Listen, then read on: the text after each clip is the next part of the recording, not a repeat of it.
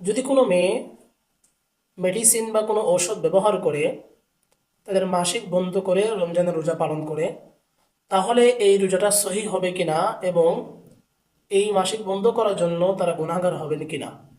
যদি মেয়েরা ঔষধ বা মেডিসিন ব্যবহার করে মাসিক বন্ধ করে রমজানের রোজা পালন করে, তাহলে তাদের রোজাটা সহি হয়ে যাবে, শুদ্ধ হয়ে যাবে এবং তারাও গুনাহগার হবেন না।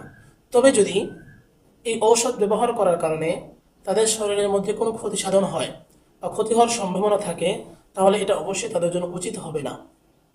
তবে সর্বোত্তম হলো আল্লাহ প্রদত্ত বিধান। আল্লাহ যেইভাবে মানুষকে সৃষ্টি করেছেন সেভাবেই নিজেকে তৈরি করা এবং সেভাবে নিজেকে রাখা। যেহেতু আল্লাহ তারা প্রতি মাসে মেয়েদেরকে একটা রোগ বা একটা মাসিক দিয়ে রেখেছেন, তো সেটাকে আপন অবস্থায় বহাল রাখা এবং এই রোজাগুলো পরবর্তীতে কাজে আদায় করে নেওয়া, এটা হলো সর্বোত্তম।